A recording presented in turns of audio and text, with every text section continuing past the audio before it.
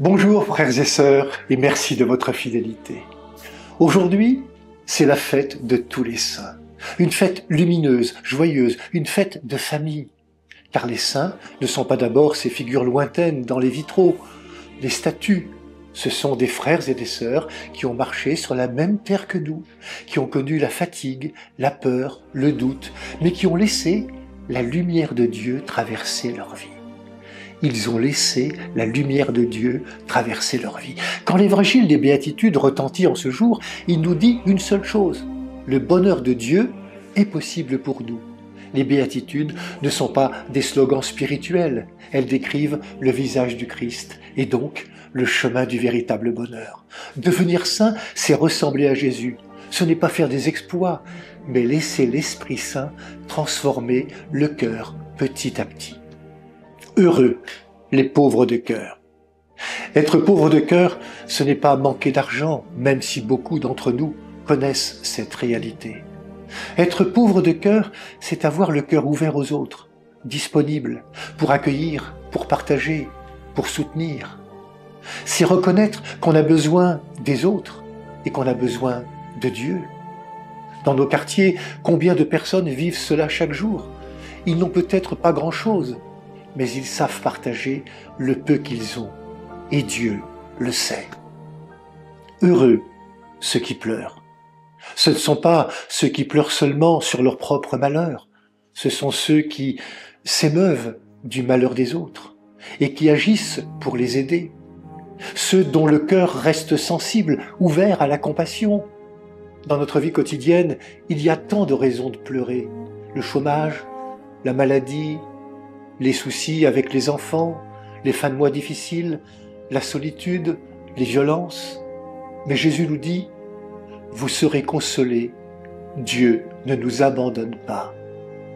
Heureux les doux. Être doux, ce n'est pas être faible ou mollisson, c'est combattre des injustices sans blesser personne. C'est se laisser toucher par la tendresse. Dans un monde de violence, de stress, de paroles dures, la douceur est une force. Heureux ceux qui ont faim et soif de justice.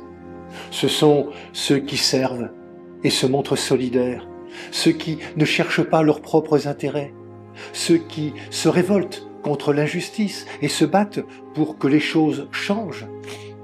Le père Chevrier, prêtre lyonnais du XIXe siècle, qui a passé toute sa vie dans le quartier ouvrier de la Guillotière, disait en voyant ses paroissiens: on voit de pauvres ouvriers travailler depuis l'aube du jour jusqu'à la profonde nuit et gagner à peine leur pain ou celui de leurs enfants.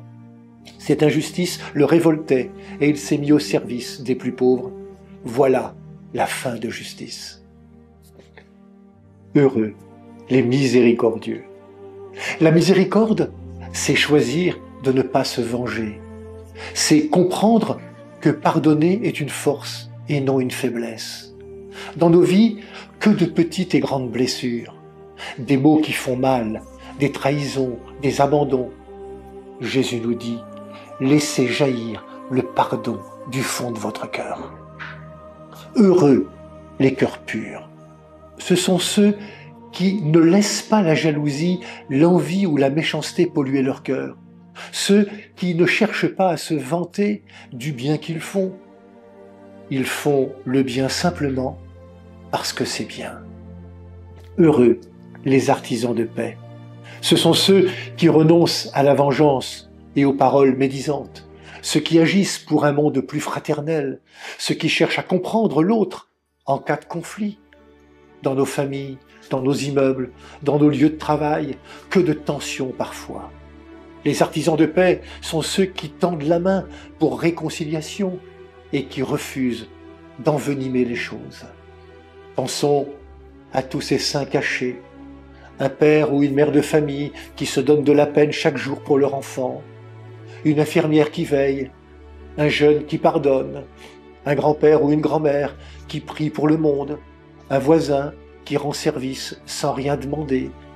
Voyez-vous, c'est dans ces gestes simples que le royaume pousse et grandit. La sainteté, ce n'est pas pour plus tard, c'est pour maintenant. Elle est là, à notre porte, à travers des gens simples qui ont su aimer, pardonner, se relever après les coups durs, au nom du Christ. Saint Jean nous le dit dans la deuxième lecture. Dès maintenant, nous sommes enfants de Dieu. Vous êtes enfants de Dieu. Quel grand amour le Père nous a donné. Cela change tout. Nous ne sommes pas des numéros, des anonymes perdus dans la foule. Nous sommes précieux aux yeux de Dieu. Chacun de nous, avec son histoire, ses blessures, ses efforts et ses combats quotidiens.